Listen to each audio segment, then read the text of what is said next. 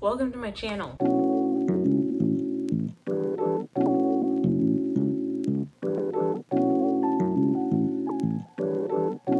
And welcome to my channel, Exis Does, where I do things. What do?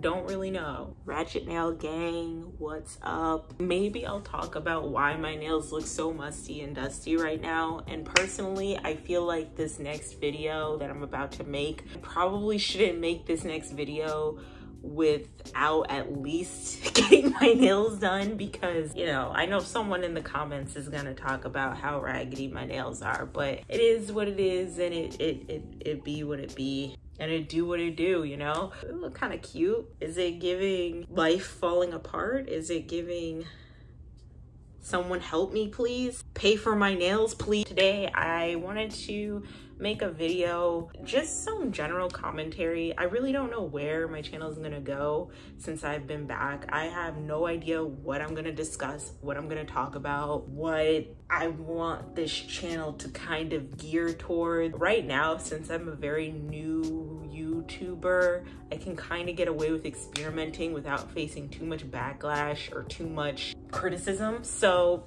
we'll just see what happens. I thought I'd title the name of this commentary video, "It's Time to Stop," which is things I'm not doing in 2023 or things I'm giving up. It's just the videos that are talking about things we're not bringing into the new year, right? Except I didn't make that many videos in the new year about that. I made other random videos, and it's now February of 2023. So I thought, okay, well, since January's over and the new year, and we're basically like full throttle into 2023 now, might as well make a video just telling my audience what it's time to stop doing. So yeah, without further ado, I have a list of things that we just need to absolutely stop doing from all areas of social media, the pop culture, figureheads, all of that. These are the things we just need to stop doing, okay, as we progress in life. Let's get started. Celebrity influencer hairstylists. Hairstylists who are famous for working on celebrities' heads, hairstylists who are just Instagram famous, hairstylists who are, you know, they mainly get their fame and their notoriety from a social media presence, which might tie into them working on a celebrity or maybe just being really good at what they do. Regardless, I'm gonna need y'all to chill out. It's not even just celebrity hairstylists, it's also just regular hairstylists in general who have an audience on social media. Y'all are doing the most. Y'all out here doing the most, flexing the most, and demanding the most from your clientele, all while working in the comfort of your own home. Let's put this into perspective, all right? Let's go on this journey, okay? Real quick. So you mean to tell me that you're living this lavish lifestyle, going on yacht parties in Miami somewhere, clubbing it up every Friday, eating crab legs on a daily basis, but you mean to tell me that you're doing your client's hair in your house, tacking on extra parting fees, extra detangling fees, and they have to come with their hair washed and blow dried? Like, what are we doing? I understand the sentiment that times are hard right now, okay? I understand that prices are going up, inflation is at an all-time high, but y'all have to understand that everyone's suffering, we're all struggling, we're all trying to do our best and try and make money the best way we can. People are getting laid off left and right, and again, us seeing you live this seemingly lavish lifestyle on IG while demanding that we pay an extra $20 to $30 for you to part our own hair. Yeah, no, it's time to stop. I get charging what you're worth, but at the same time, let's just be a little realistic, bring it down. Let's be a little bit more level-headed. For someone who came from an era where getting your hair washed, blow dried, and straightened was all under $100, it's just a little bit, I don't know, to try and push this certain type of lifestyle on your social media, like you have it like that, like you're the it girl and everything, and then be charging your clientele an arm and a leg only to do mediocre work is a little bit ridiculous. Stop doing that. It's time to stop. Next. So Black Girl Luxury, Soft Life, and Divine Femininity / any other group, organization, any movement that Black girls have to feel like they need to align themselves to latch onto some identity, it's time to stop, okay? Since the pandemic hit and since we've had time to stay at home and take care of ourselves, a lot of us have been kind of in tune to some sides that we have been neglecting out in the real world. For example, we might have gotten into more hobbies that we actually might enjoy. We might start cooking and cleaning, or doing hobbies that may align us or get us more in tune with our femininity. We can unpack the gender specific hobbies in another video. I'm not gonna get into that right now. We're taking more care of ourselves since the pandemonium hit, okay? We're starting to realize it's nicer to just live an easier life than constantly work and feed into hustle culture. However, do I think that everything has to be a movement? No. When Soft Life first came into the ether, onto the internet, and infiltrate our spaces to become some sort of movement, when I first heard of it, I was just like, okay, like, so you just do less work? Sure. Like, why does that have to be a movement? Like, I get why Black women would want to align with a movement that makes them feel more gentle, more feminine, and more soft, because for the longest time, Black women have been deemed masculine, loud, aggressive, and strong. And not all of us are strong, nor do we really want to be strong in the first place. Does everything just have to be a movement? Like, that's my question to you, to the audience, to the panel, okay? To the culture. Do we have to make a movement out of everything? Can we just be soft people without having to align with a specific lifestyle or movement? Because then what happens is that we're trying so hard to be soft that we end up working way too hard at being the specific type of soft person that it's no longer soft anymore. We're no longer relaxing. Same with the Black girl in luxury, okay? It's fine for you to buy all those designer items. If that's what you're into, get your Telfeezy, do what you need to do, okay? However, you feel like you're spending over an arm and a leg and maybe lobbing off your friend's arm to buy these items. Is it really worth being a part of that movement?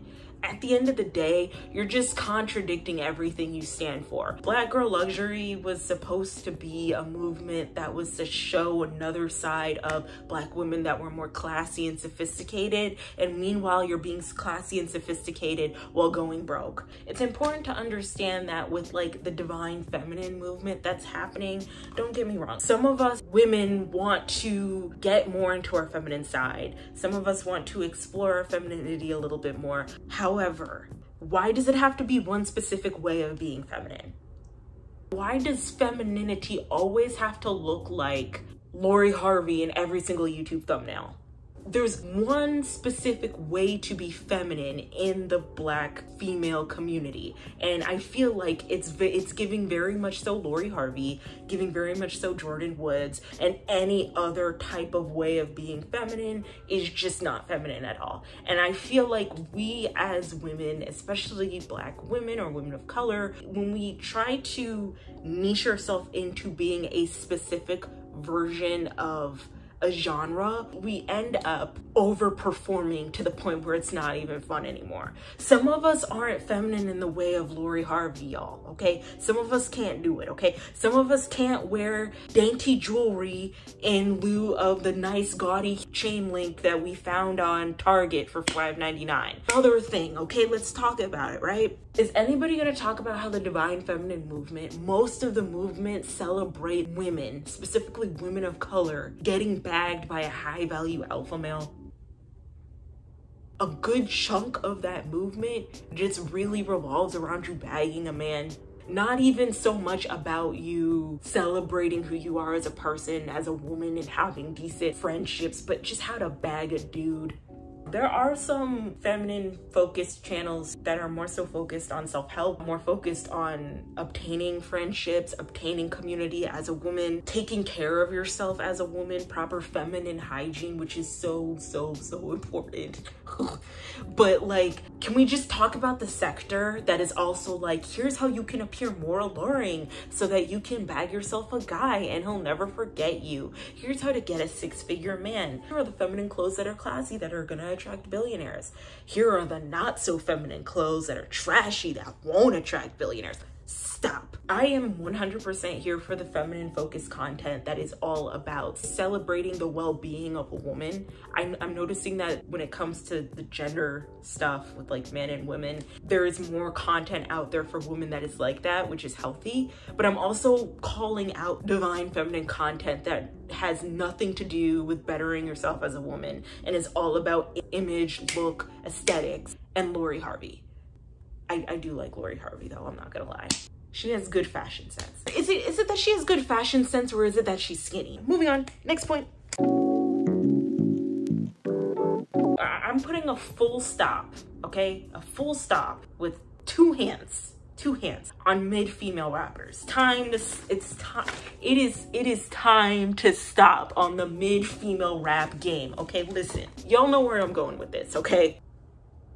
Ice Spice is adorable, okay? She's cute, she don't bother nobody, and all this unwarranted hate on Ice Spice is totally neglecting the plethora of female rappers that have been able to infiltrate the game before her, okay? I feel like Ice Spice, though, is a symptom of a bigger issue, and that is an issue of the music industry trying to follow trends, trying to follow virality in lieu of longevity. And I think what's gonna happen with female rappers, at least in the rap game in general, is that no one is going to take them as seriously as they should if y'all keep making space for these mid rappers, okay? I am very interested to see how Ice Spice's career transcends over time. She's very, very young. A couple of live performances she hasn't, I mean,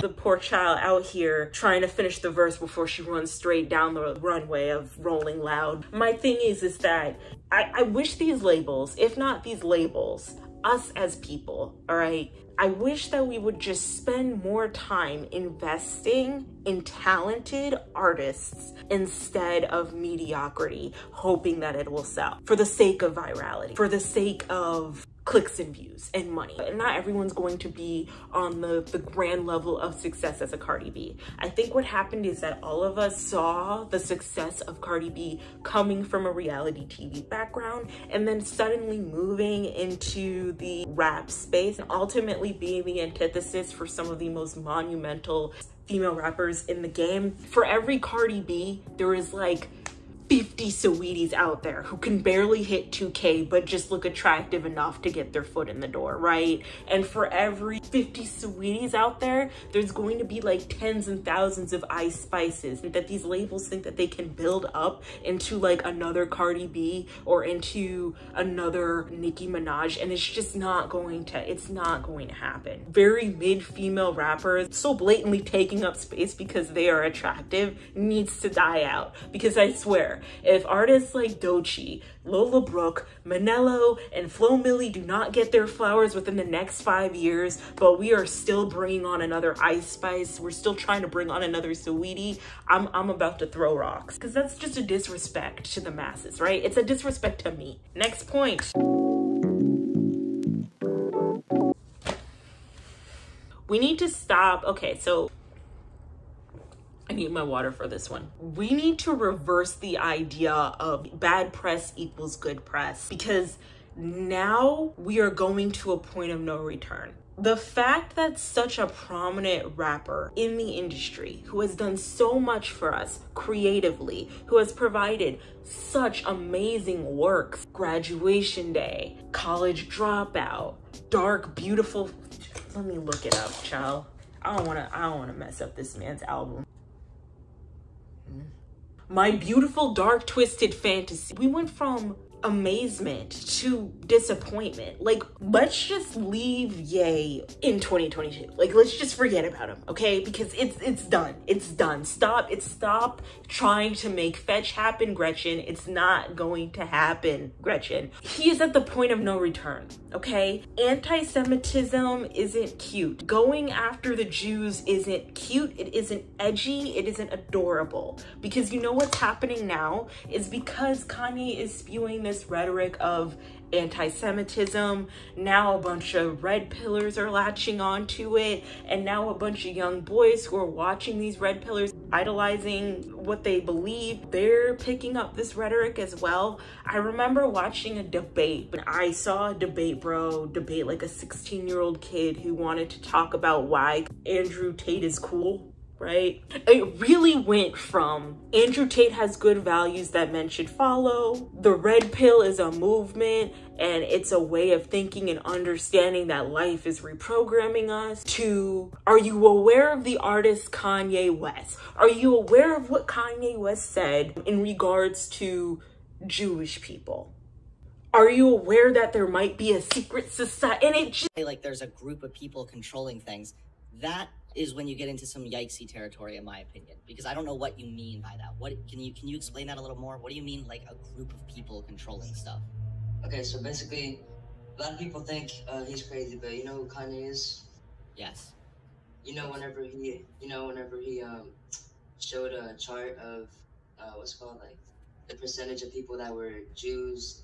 And no, this is where we're at the point of no return anymore, y'all. I don't know what grift he's at. I don't know what angle he's playing. I don't know. You know what? I do know. That man thinks he's Jesus. He really thinks he's the second coming, and he is not. Jesus wasn't. If Jesus were to walk on this planet right now in today's day and age, he would not be an arrogant billionaire screaming on Alex Jones about how much he loves Nazis. Ye is not the second coming. Ye is not the genius that he wants to be. I think that he is a musical genius, yes. I'm not gonna take his talent away from him, but the genius that he's trying to be, where he thinks that he can achieve all things, he's not. We just need to ignore him at this point because it's getting weird. It's getting weird, okay? All right? So like, yay. Like, no more yay. Let's stop on yay. Full stop on yay.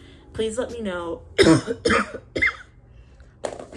All this yelling got me riled up. Please let me know what are things that you believe that we need to stop on, whether it be in 2023 or as we progress into the rest of our lives. Hopefully you guys like this video. Hopefully I wasn't doing the most. If I was, I have no regrets, honestly. Kind of wanted to get on here and rant because I felt it in my bones. Be sure to like and subscribe. I'm going to do my best to keep a routine schedule up, and don't forget to drink water. See ya. Bye.